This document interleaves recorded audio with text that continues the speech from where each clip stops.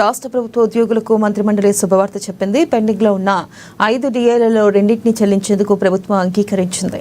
ఉద్యోగులకు మెరుగైన వైద్య సేవలు అందించేందుకు ఆరోగ్య ట్రస్ట్ ఏర్పాటు చేయడానికి నిర్ణయం తీసుకుంది. ఇక సచివాలయంలో సీఎం రేవంత్ రెడ్డి అధ్యక్షతన నిన్న సుమారు 5:30 గంటల పాటు కేబినెట్ సమావేశం జరిగింది. ఇక ఈ భేటీలో కీలక నిర్ణయాలు తీసుకున్నారు. ప్రతి నెల 700 కోట్ల రూపాయల చొప్పున ఉద్యోగులు బకాయిలు చెల్లించేందుకు ఆమోదం తెలిపింది. ఇక స్వయం సహాయక బృందాల్లోని సభ్యులు చనిపోతే వారి కుటుంబాలకు నేరుగా ప్రభుత్వమే 10 లక్షలు చెల్లించాలని నిర్ణయించింది. కొత్తగా 86.1 కిలోమీటర్ల మేర 3 మార్గాల్లో మెట్రో నిర్మాణాన్ని 19,579 కోట్లతో చేపట్టేందుకు ప్రభుత్వం ఆమోదించింది. కేబినెట్లో మొత్తం 70కి పైగా అంశాలపై చర్చించారు.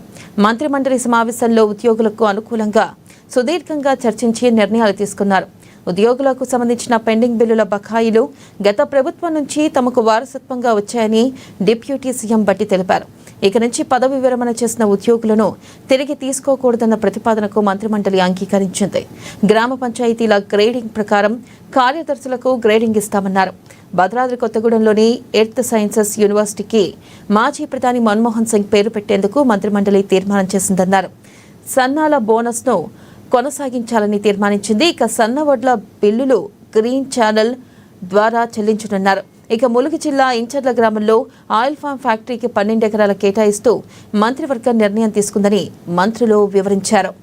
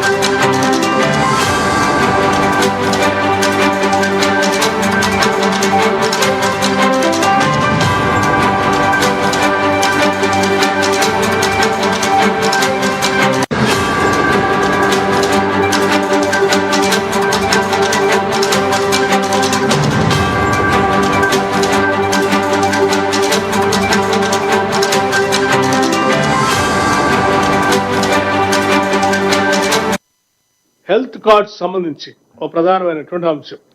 హెల్త్ కార్డు సంబంధించి వారు ప్రత్యేకంగా ఉద్యోగస్తులతో కానీ నాతో కానీ మాట్లాడినప్పుడు ప్రతి ఉద్యోగి 500 రూపాయల లెక్క కాంట్రిబ్యూట్ చేస్తూ సంవత్సరానికి వారు పోగేసినటువంటి అమౌంట్కి సమానంగా ఈక్వలెంట్ అమౌంట్ని రాష్ట్ర ప్రభుత్వం నుంచి కూడా కాంట్రిబ్యూట్ చేసి దాన్ని ఒక ట్రస్ట్ రూపేణా ఏర్పాటు చేసి ఆ ట్రస్ట్కి సంబంధించి రాష్ట్ర ప్రభుత్వ ప్రధాన కార్యదర్శి స్థాయితో ట్రస్ట్ చైర్మన్గా, అధికారులకు సంబంధించి కొద్దిమంది, ఉద్యోగాలకు సంబంధించినటువంటి వాళ్ళతో కూడా కొద్దిమంది కలిపి ఒక ట్రస్ట్ని ఏర్పాటు చేసి ఎటువంటి ఆరోగ్యపరమైనటువంటి అంశాలు తలెత్తినా వాళ్ళకి ఈ ట్రస్ట్ ద్వారా వెసులుబాటు కల్పించేటువంటి నిర్ణయాన్ని చేయటం జరిగింది.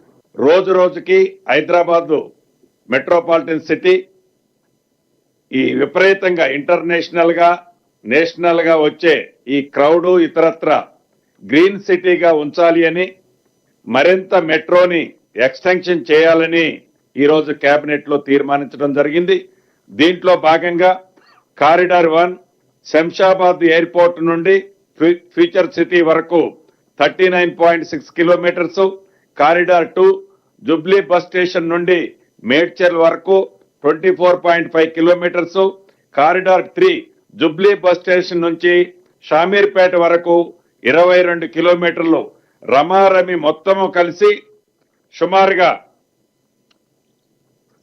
86 కిలోమీటర్లు 19,579 కోట్లతో 86.1 కిలోమీటర్లు 19,579 కోట్లతో ఈనాడు కేబినెట్ ఆమోదించడం జరిగింది. ఇది హెల్త్ కార్డ్ సంబంధించి ఒక ప్రధానమైనటువంటి